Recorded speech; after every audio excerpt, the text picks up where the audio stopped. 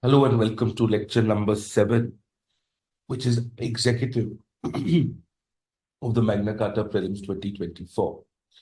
Now, what has to be particularly understood when we do the executive for the Prelims 2024 is that in 2023, we had some extraordinarily vague questions, and 2023 was a very heavy year for questions to be asked from the executive. So therefore, in 2024, I am fairly certain that if at all there are going to be questions from the executive, they're effectively going to be very light questions. And we have to basically cover our bases when it comes to the executive for the prelims 2024. So how do we effectively do this? We do this in a comparative manner. We will be studying the president and the governor together, and the council of ministers at the union level and at the state level together. And that's effectively enough for us to study the executive as far as the exam is concerned. Now let us begin. Now, what you see in front of you is an elaborate table that I have made. And this table is something that is enough for you to take care of the prelims exam. Now let us start. When we look at the general existential criteria, the governing law for the president is the Constitution of India under Articles 54 to 61. It is a part of Union, which is Part 5. And the Constitution starts by giving you some basic provisions with respect to the president. As far as the governor is concerned, the governor is also governed with the Constitution under Articles 153 to 162, though the article numbers are absolutely not important. What is important is that when we look at the law governing the president, the Constitution allows for another law that can be created by the Parliament under Article 71, Clause 3. And under Article 71, Clause 3, the Parliament has created the President and the Vice President Elections Act of 1952, which also govern the election procedure of the president. On the other hand, just the Constitution only and only deals with what are called appointment provisions with respect to the governor. The primary difference is that you can have a law for governing the elections of the president, but there is no provision whatsoever for a law to govern the appointment of the governor. There is a law to govern the allowances of the governor, but to appoint the governor, it is strictly on the basis of constitutional provisions. Now, that's the basic difference. Now, let's look at the president first, and then, of course, we will look at the governor. When we look at the president, we understand the following. The president is elected by an electoral college. An electoral college is nothing but a composition of voters. Now, the president is, of course, elected indirectly. And the people who comprise of the electoral college are only and only elected members of the Lok Sabha, the Rajya Sabha, the Assembly, and the legislative assemblies of Delhi and Pondicherry. Now, this is explicitly mentioned in the Constitution. And for the lack of a better reason, the Constitution has omitted that the J&K Legislative Assembly, whenever it decides to be functional, will also participate in a presidential election. As of now, only elected members participate. Now, what does this mean? This means that nominated members are not going to be participating in a presidential election. The reason nominated members are not going to be participating in a presidential election is simply because of rule number 1, which is democratic mandate. If it is an external democratic function, and that to an extraordinary function of choosing the very first citizen of the country, then the least you should be doing is be elected yourself. Secondly, the state legislative councils also do not participate. The state legislative councils do not participate for reason number 2, the center stronger than the states. As we've understood in the previous lecture, The State Legislative Council is not a uniform body. And because it is not a uniform body, it is not in every state. So if the few states who have state legislative councils, they participate in a presidential election, it would render the scales to be uneven. And it would also break the larger understanding of symmetric federalism at the level of the states. So therefore, the state legislative councils also do not participate. Now, there are certain conditions with respect to the presidential election. First things first, it is perhaps the only election which is through a secret ballot. Now, this means that anti-defection law cannot be applied because a whip cannot be issued. There is absolutely no way of checking whether you have voted for the candidate which is backed by a political party A. Now, the method of election, as I said, is an indirect one because our representatives are choosing the President of India. But it is done through a method of proportional representation through what is called a single transferable vote. And you would require more than 50% of the total number of votes that have been cast both at the union level and at the state level to participate, to effectively win a presidential election. And it is done on a value vote system. Now, this was already a question asked in 2023. The chances of this being asked heavily is absolutely negligible for 2024. And the population basis that we use is the 1971 census. Now, the 1971 census effectively was chosen to balance the population measures, the same logic that we had applied when we studied legislatures. Now, let's take a minute and let's understand effectively how does this work and what is the basic functionality behind it. Now, because it was asked in such detail in 2023, the chances of it being asked in the same detail in 2024, I'm repeating myself, is next to negligible. But let's still try and do the basics out of it so that we are easily comfortable in the way things have to be asked. So let's begin. Now, when we look at the election of the president, it has to be done in a step-by-step basis. So step one is at the level of the states. Step two is at the level of the union. And step three is when the combined votes of the states and the union are totaled up together, and you require more than 50% of the total votes for you to have won an election. Now, this can only happen if the votes that were originally casted were transferable votes. Now, transferable votes can only happen if there is a preference voting system, which basically means every vote that is casted will rank the presidential candidates in order of preference. Now, there is absolutely no compulsion to rank all the people who are contesting. You can choose to not give a subsidiary preference also. Now, let's understand how the state's ecosystem works. You have to basically use what is called a value vote method. The value vote method is you have to calculate the number of times the vote of an MLA of a specific state, let's say state one, has to be calculated. A simple ecosystem, a simple method. Now, for that to happen, you will have to calculate it on the basis of the population. And for that to be calculated on the basis of population, you will have to take into account the population of the 1971 census. And it is not particularly very difficult. Let us see how this works. You will have the total population of the state as per 1971. You will divide it by the total number of elected MLAs. Now all MLAs are generally elected. And thereafter, you will divide this number by 1000 so that there is an ease of calculation.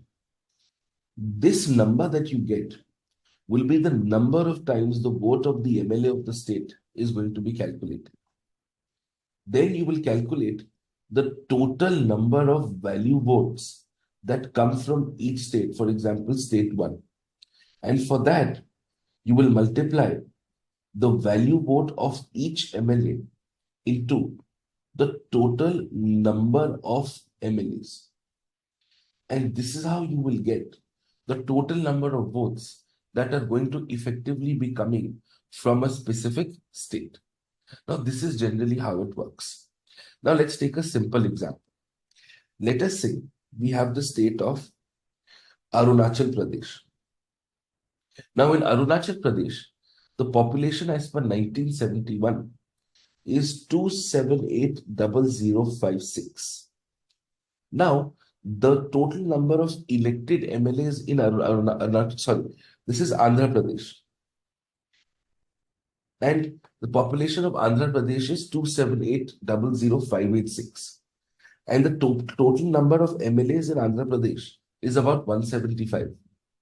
So you divide this number by a further instrument of 1000, you will get approximately 158.8. You will round it off, and 159 number of times will each Andhra MLA's vote be counted. And each vote will have a preference. You look at the preference later, but each Andhra MLA's vote is going to be counted on the basis of 159 times. You have to count it 159 times. And therefore, the total Andhra MLA votes that are going to be cast is going to be 159 into 175.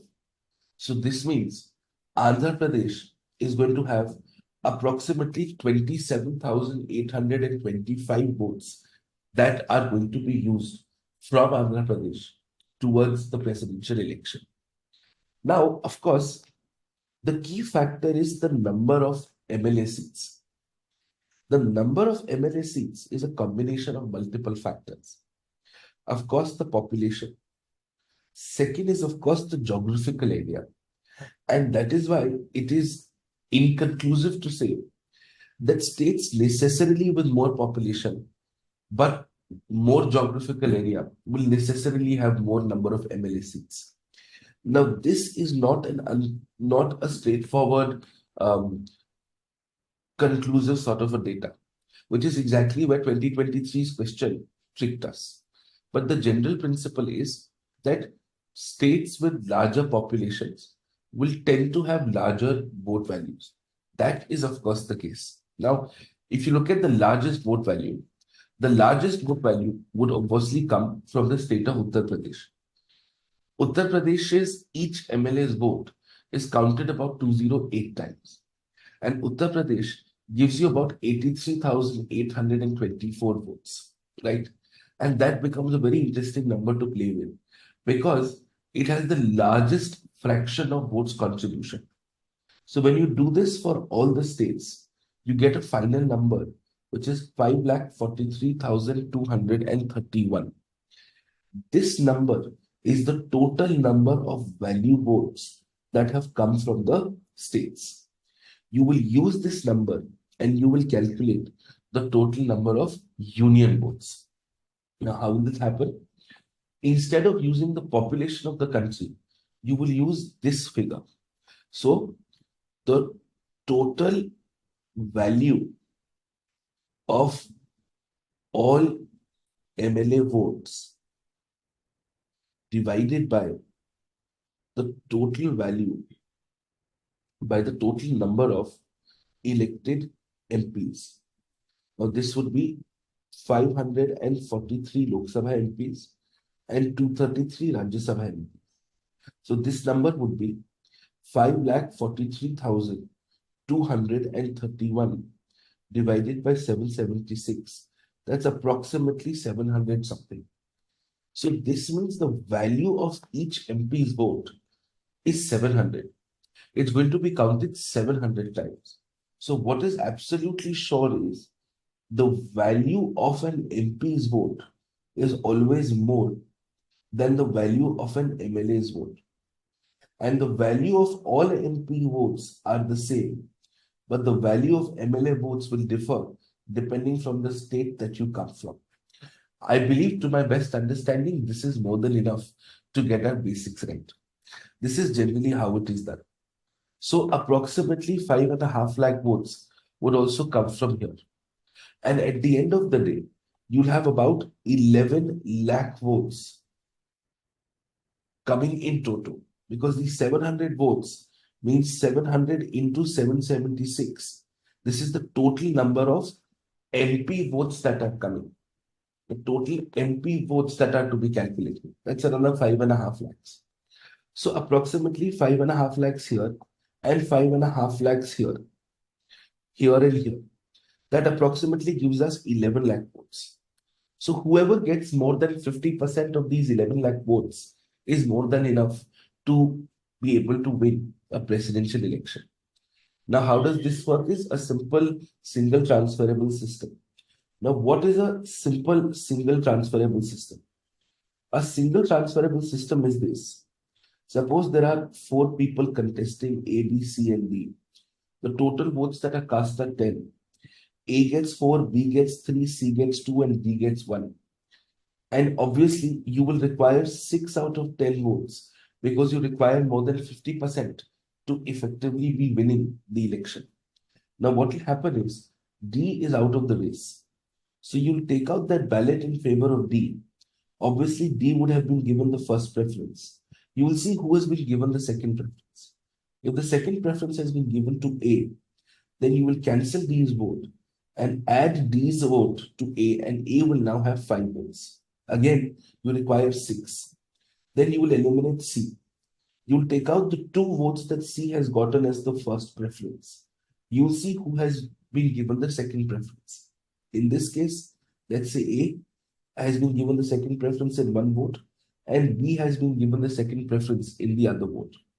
You will add 1 vote to A and B, and A will get 6 votes and will be declared the winner. The primary understanding behind this is, by starting the presidential election process from the states level, you are indirectly electing the president from the common man. Because for the common person, an MLA constituency is a more intimate form of representation.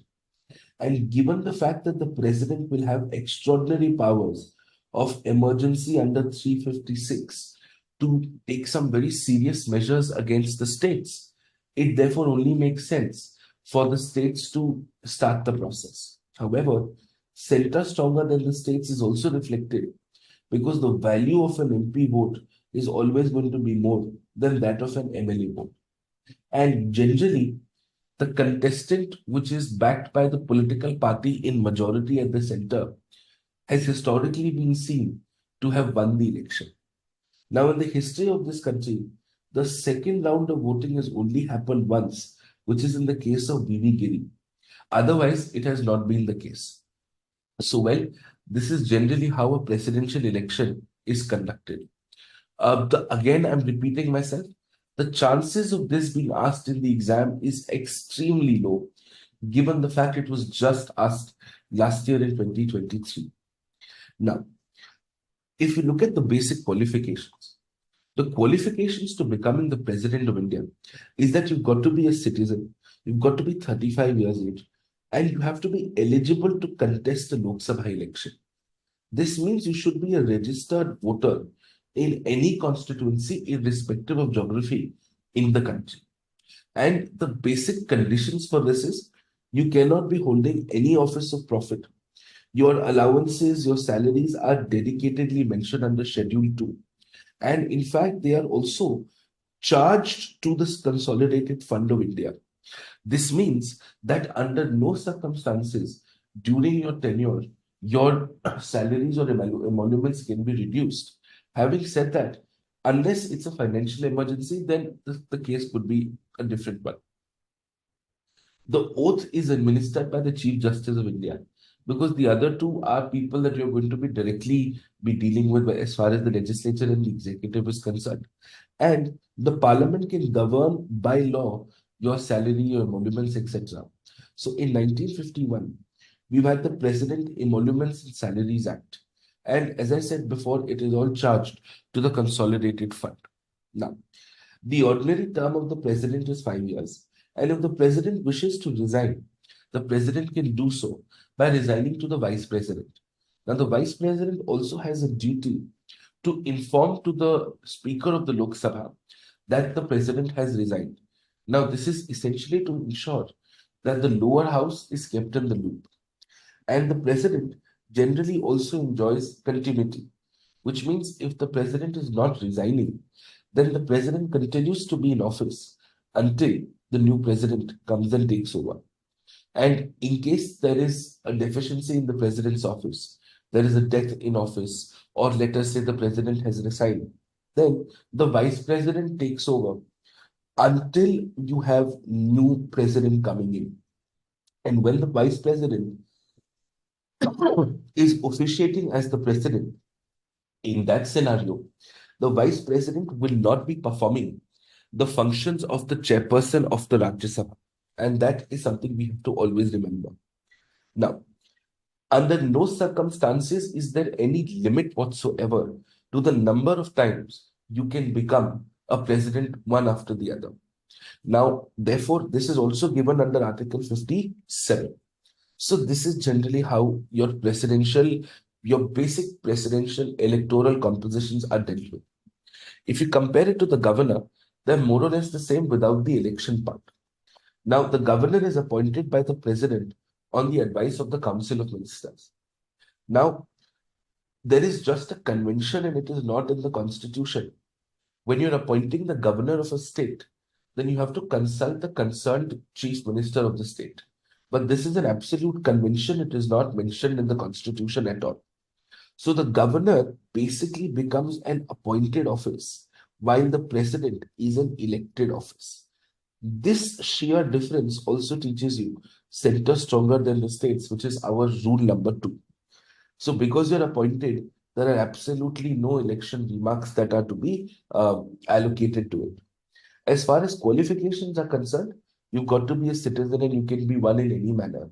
Like the president, you also get 35 years as the minimum criteria.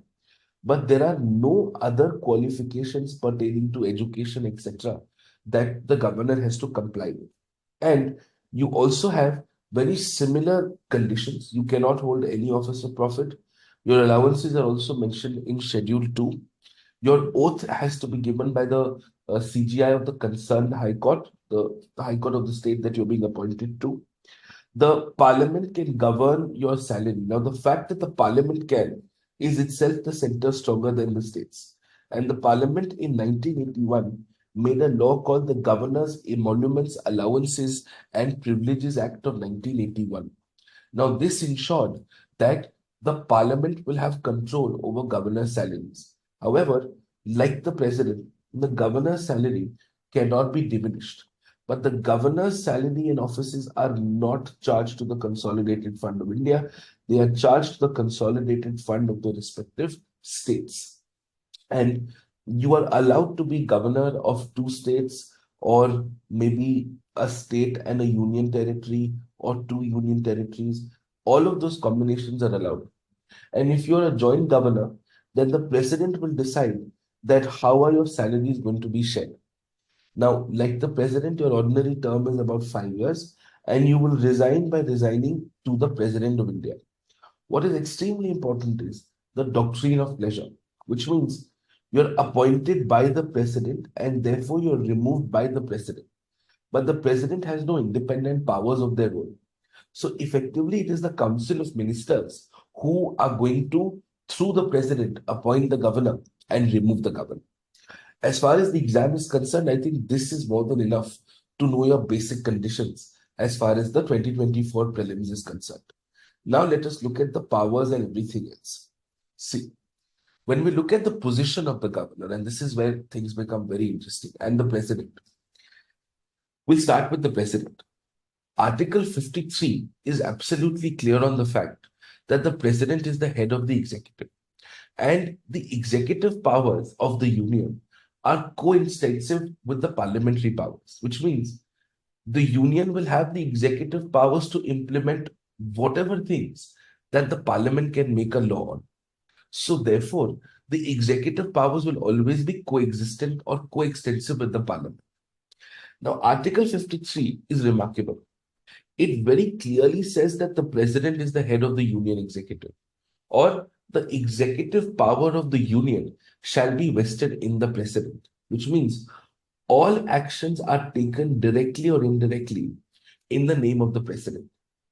The president will also be the supreme commander of the defense forces to ensure that there is some amount of apolitical governance of the defense forces.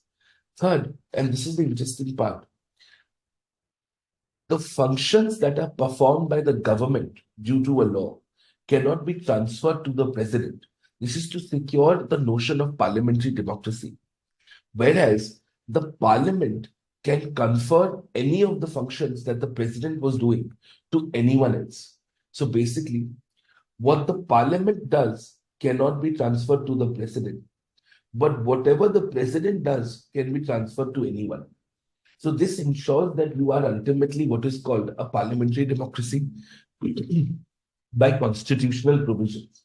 Now, the relationship that the president has with the Council of Ministers is a very, very interesting relationship.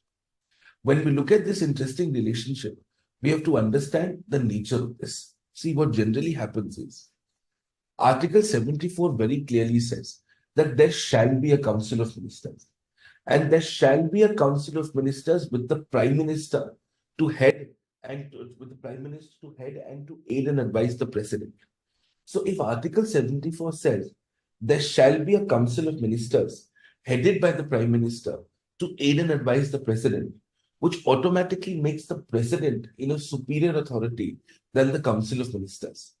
Now, very clearly, this means that the Council of Ministers also categorically under Article 75, Clause 3 are holding office under the pleasure of the President, which means the President is effectively appointing and removing the Council of Ministers, but the President is not doing anything on their own. Now, the idea is this. Article 74 has had two constitutional amendments. One, the 42nd Amendment in 1976, and second, the 44th Amendment in 1978. When you read Article 74 in its original form, it seems like the Council of Ministers are inferior to the President. Now, that would take away the notion of parliamentary democracy slightly away. So what happens is, they add through the 42nd Amendment one line that says, the Council of Ministers are going to advise the President, but the President is going to be acting in accordance with such advice. And then in the 44th Amendment, they said, the President can send the advice back to the Council of Ministers once, and if the same advice is back, the President has to follow it. So which basically means the President has absolutely no discretion whatsoever. The governor would, but the President does not. Just in case there is a majority party issue in the sense that elections have happened and you don't know who's getting a clear majority, or confidence motion has failed, or no confidence motion has passed, and there is a want of confidence, then you can take certain decisions. But those are situational decisions. And the advice that the Council of Ministers gives to the President, this is not to be judicially reviewed. The Supreme Court cases such as Samsher Singh and Ramjawaya Kapoor generally tell you that the President the advice that the President gets from the Council of Ministers, that the Supreme Court or the High Court cannot get into, but the basis on which the evidence was given can be examined. But honestly, it is a very, very close-knit provision, because ultimately this is about rule number 3, separation of powers. So when you read all of these together, you understand that the President is more of a formal head of the union and not a real head of the union. So that is your relationship that the President has as far as the Council of Ministers are concerned. So the President is effectively just the medium through which the Council of Ministers are going to be exercising their functions. The President is not having any independent voice of their own, unless the situation is such that the Council of Ministers do not have the confidence that they require to be Council of Ministers. If that's not the case, then it does not matter. And in addition to this, just to balance it out, you have Article 78, which says that the Prime Minister will keep on communicating to the President the decisions of the Council of Ministers, the proposals for legislation that they would have, effectively leaning towards more of a cabinet form of government. Now, who all does the President appoint? The President appoints the Prime Minister. If there is a clear-cut majority, then the leader of the majority party in the lower house. On the advice of the Prime Minister, you would be appointing the other Council of Ministers. You appoint the governors and the lieutenant governors of states and union territories. You also appoint the nominated members of the Rajya Sabha, which is on the basis of literature, arts, science, and social service. You are formally appointing the Supreme Court and the High Court judges. And at the same time, you are also appointing the chief legal advisor to the government of India, which is the Attorney General. Very interestingly, it is the president who appoints the Delhi chief minister. Then, of course, the relationship is between the Delhi chief minister and the lieutenant governor of Delhi. You also appoint the chairperson and members of the constitutional bodies. These would be, say, UPSC, Finance Commission, Election Commission, etc., etc. But the primary decision that has to be taken is, of course, by the Cabinet Committee of Appointments, and the president is just the medium of it all. And all of you guys will also be appointed by the President of India. So this is generally what your appointment powers are. Now, apart from this, the president also administers an oath. See, the oath is like an anti-ragging affidavit that you give in college.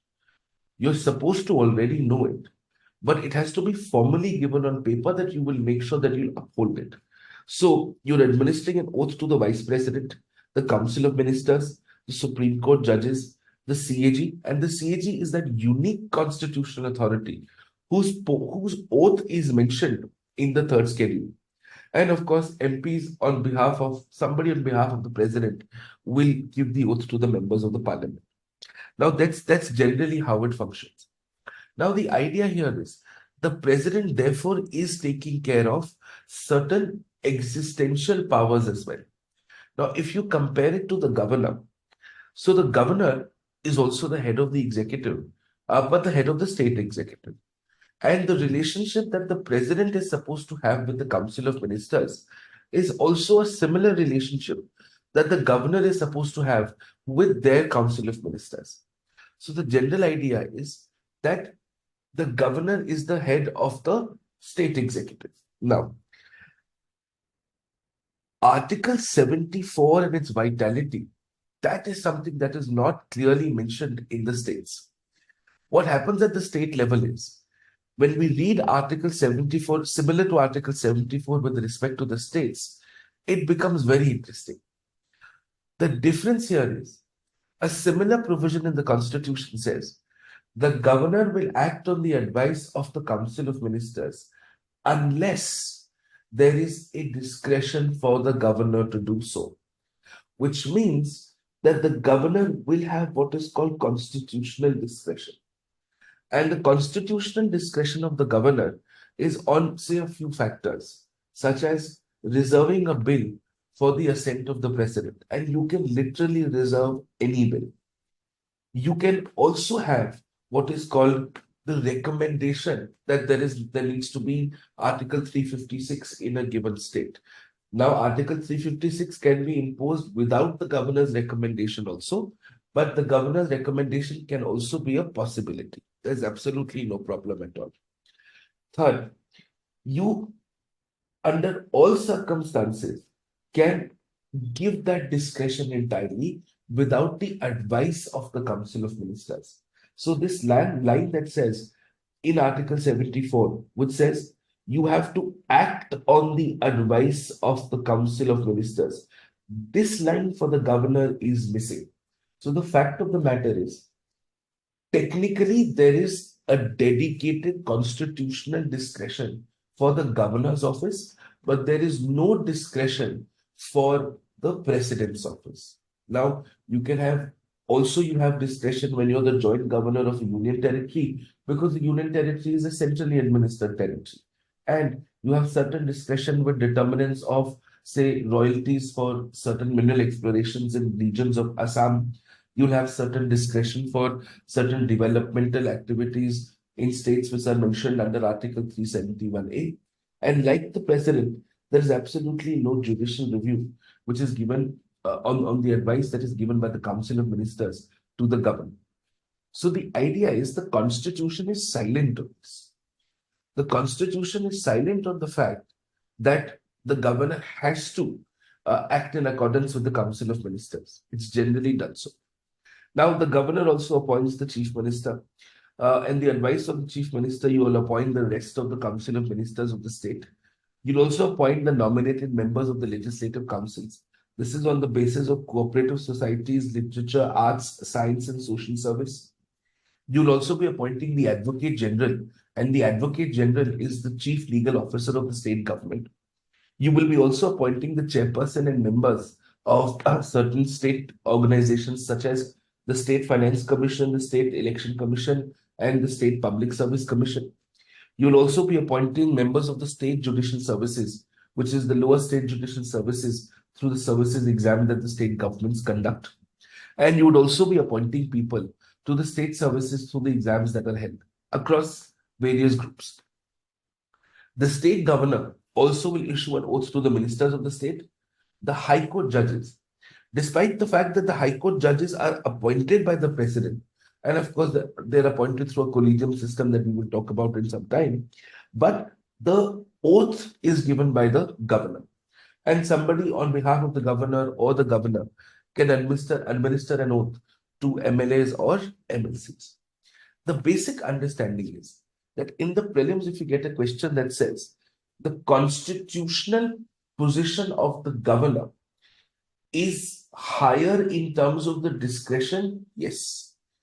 But is it more democratic with respect to the president, that the president is necessarily working on the advice of the Council of Ministers? Yes. So this means even if it is a pardon, any decision, whether it is about promulgation of an ordinance or whether it's about withholding assent, technically the president has absolutely no independent powers. These would also apply to the governor, but the president is the office in focus, so that's absolutely the case. Now, we must also look at certain powers that these guys have. When you look at the powers of the president, mostly these guys have similar powers, so we can do them comparatively also. There are legislature-related powers. And the legislature-related powers of the president and the governor is the same. They can dissolve the house, prorogue the house. Now, this is something which most people don't get right. There is something called a parliamentary address and there's something called a motion of thanks. A motion of thanks is a ceremonial address. It will happen on the first day of each session of the year. And it will happen on the first day of the first session of the new Lok Sabha or the Legislative Assembly in the case of the governor. Now, this is mandatory. But a parliamentary address is if you want to, as the president or the governor, address respectively both the houses sitting together or even separately, you can do so. See, a motion of thanks is generally delivered through a joint sitting. But a parliamentary address could be to a specific single house, or it could also be to a joint sitting. In the history of this country, we've never had a parliamentary address of this nature. Apart from this, they will also cause for the laying of the annual financial statement, because the annual financial statement is the budget, which is itself a policy document before both the houses of the parliament. They will also lay the reports of constitutional bodies respectively before the houses. The governor will do that for state bodies. Now, all of this is nothing but an application of rule number 4, checks and balances. Now, as far as legislation-related powers are concerned, now, what specifically the president has is a larger prior recommendation power. So, for example, you would remember under Article 3, if there is an internal reorganization bill, then you would require what is called the assent of the president before introducing the bill. You require the recommendation of the president. Similarly, in money bills, financial bills 1 and financial bills 2, they have to have prior presidential recommendation. Then, if there is a bill which is affecting a taxation provision for which the states are interested in, you will require a presidential recommendation. If there is a bill which is altering the meaning of agricultural income, then a presidential recommendation would be needed. On the other hand, the governor will have governor recommendation before being introduced to the legislative assembly or the council, whichever state has one, only in the case of a money bill and the financial bills at the level of the states. So technically, the president has more prior recommendation opportunities than the governor. And as far as the veto is concerned, it balances out in itself. See, as far as any ordinary or a financial bill is concerned, the president can say yes, the president can say no, and the president can return. This is because the president is effectively performing a function of a last check. Now, this yes, no, or return is on the advice of the Council of Ministers. Under no circumstances is there ever a time limit whenever you have to give a recommendation or even exercise some form of veto. With a money bill, you can either say yes or you can say no. You cannot return the money bill because the process becomes counterproductive. In the money bill, the Lok Sabha has superior powers over the Rajya Sabha. So there is absolutely no reason whatsoever for you to even return it in a way that the Lok Sabha will again pass it and the Council of Ministers have a majority in the Lok Sabha. And you have no veto powers when it comes to constitutional amendments, because this would dilute the powers of 368 and the parliament has the powers to amend the constitution. So if the president could exercise a veto, it would effectively mean you're undermining the powers of the parliament. Now, as far as the governor is concerned, with an ordinary bill or a financial bill, yes, you can, no, you can also reject it, and you can also return it. Similarly, with the money bill, you can say yes, you can say no, but you cannot return it because the state legislative assemblies, anyways, have an overriding power over legislative councils. What is interesting is they can reserve any bill for a presidential assent. This is a form of very limited veto. And once the bill goes to the president can say yes, can say no, can also return the bill if needed. And then, more importantly, what becomes interesting is this. So, if there is a bill passed by the state which is altering the powers of the High Court in any manner, now this can happen if, for example, you are changing some criminal laws. Now, criminal law is in the concurrent list, and if you're changing some procedure in such a way that you're taking the powers of the High Court away, any alteration, the governor necessarily has to reserve it to the president because the High Court powers have to be a larger ecosystem of an independent and an integrated judiciary. And the parliament has the powers to regulate the powers of the High Court, not the states. So that's something we've got to keep in mind. As far as legislative powers are concerned, both have very similar powers under ordinances. So the president ordinances are under 123 and the governor ordinances are under 230. Simple. The ordinances that the union or the president can promulgate is on a union list or a concurrent list. Constitutional amendments cannot be ordinances because they're not ordinary power, they are constituent power. An ordinance, when the Council of Ministers have drafted an ordinance and have taken it to the president can return the ordinance, can reject the ordinance. In fact, the ordinance can also be withdrawn at any given point of time because it still does not have the full sanction of the House. An ordinance has the effect of a proper law. So an ordinance can also be judicially reviewed. And an ordinance must be passed within 6 weeks of from the first day of the next session, which means if the maximum gap between two sessions is 6 months and you've got 6 weeks more, so the maximum tenure for either of the two ordinances is 6 months and 6 weeks. Similarly, a state ordinance can be on a state list, again can be returned or rejected, can be judicially reviewed. There is no question of a constitutional amendment because it cannot be initiated at the level of the states, and you have the same 6 weeks timeline. Now, when we come to the executive powers, see, technically there are a lot of judicial interpretations, but the idea is The executive powers are powers to implement the laws that have been made by the parliament. So the executive powers of the union are coextensive with that of the parliament, and the executive powers of the state are coextensive with that of the state legislature. Now, the head of the union executive is the president, so the executive actions are taken in their name. Similarly, would be the case here. But what they also have as an extraordinary provision is to make the rules of business for the respective union and state governments. This is nothing but deciding what will each ministry do.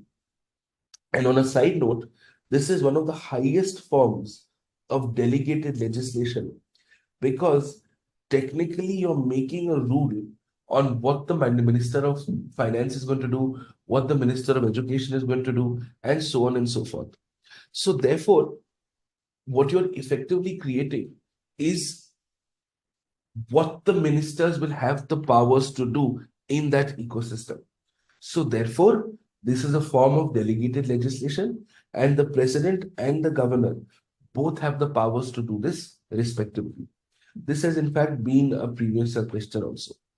And finally, you have judicial powers. See, with judicial powers, we have to understand it with a slight amount of nuance. The idea here is the president's judicial powers are a little more in terms of the scope of it. So first things first, the president can consult the Supreme Court under the provisions of the Constitution. And the reason the president can do so is because of Article 143.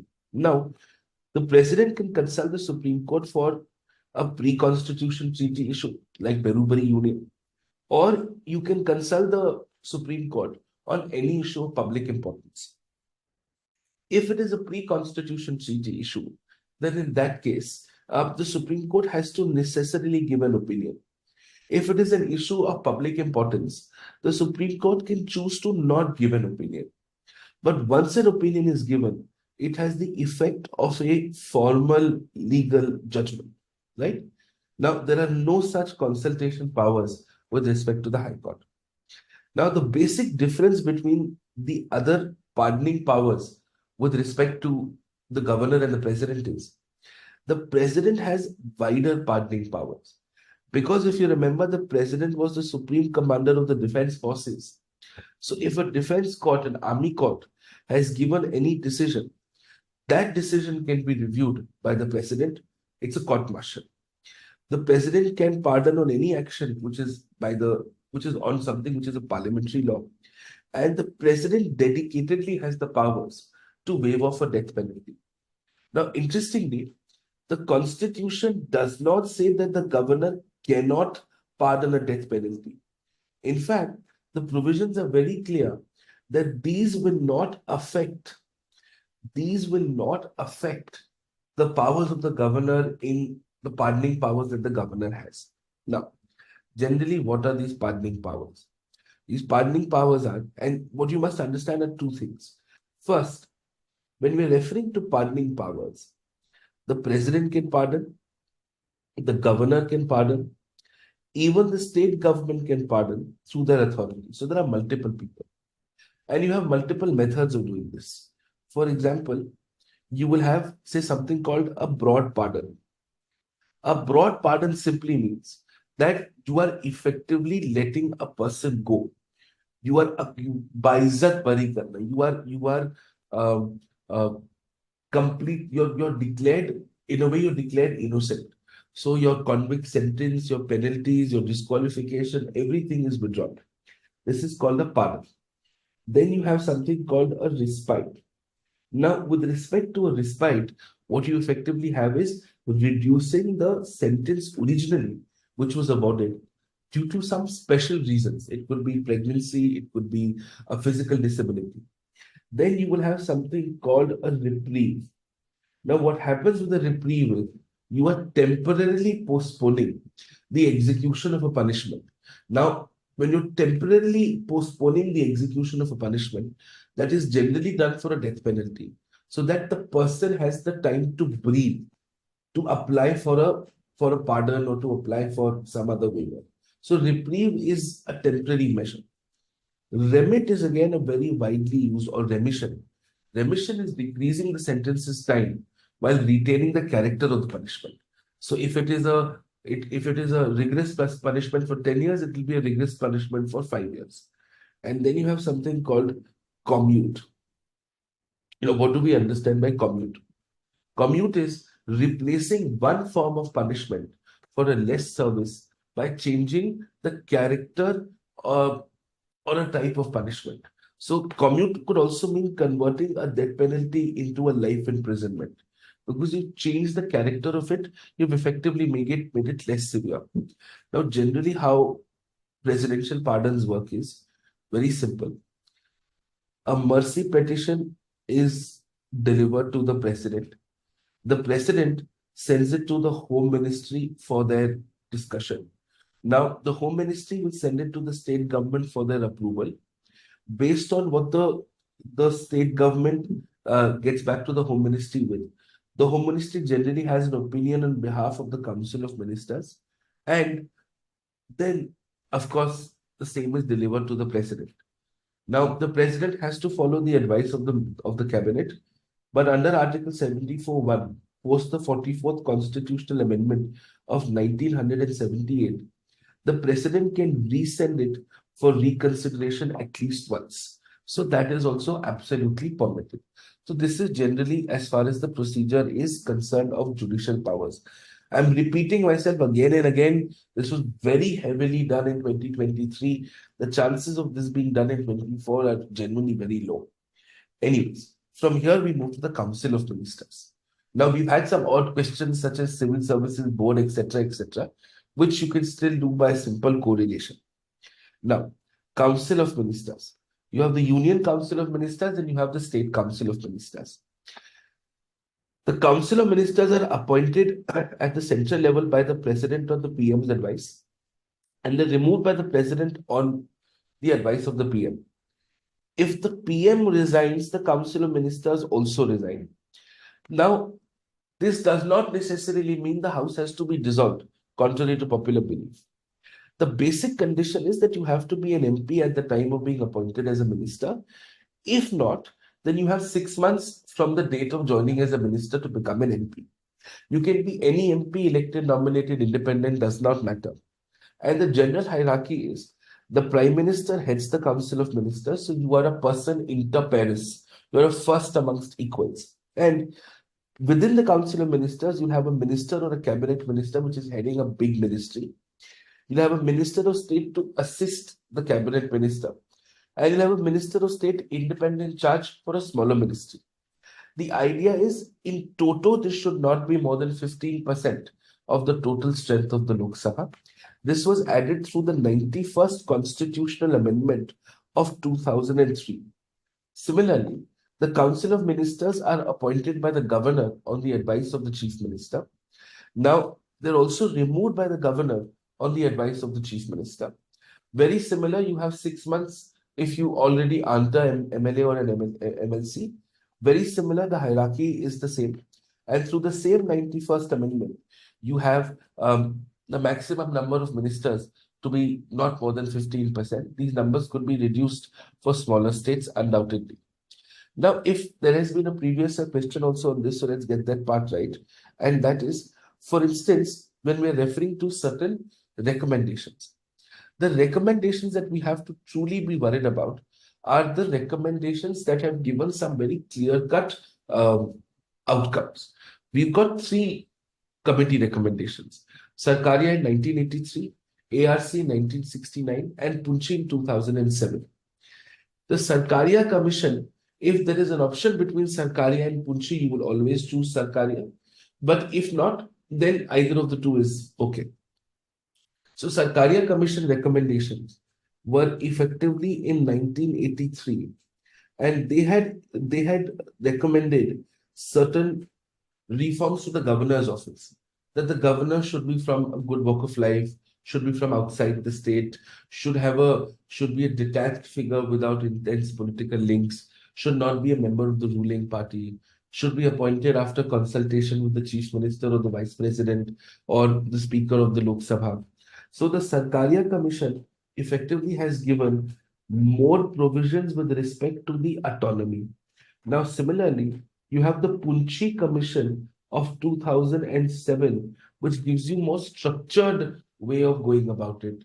Says that you should have been away from active politics for about 2 years. The committee should include the Prime Minister, the concerned Chief Minister, the Speaker of the Lok Sabha, the Vice President, etc., etc. And the state legislatures should have the powers to pass a resolution to remove the governor. And the whole concept of doctrine of pleasure, which is the fact that you are appointed and removed at the pleasure of the president. This is more to do with 3112 for civil services than it is for the president and the governor. It should be deleted from the constitution as a whole. Now, this is generally enough for the executive. Again, for the last time, do the executive very lightly for the prelims 2024 because it was very heavily asked in 2023 and very weirdly asked. Now, on the 21st, I'll see you for the judiciary lecture. This is important because the judiciary is going to be an extensive topic. There have been questions on the judicial and the legal system more than the Supreme Court and the High Court. So we have to do that very carefully. Executive is effectively like a holiday for us. So thank you.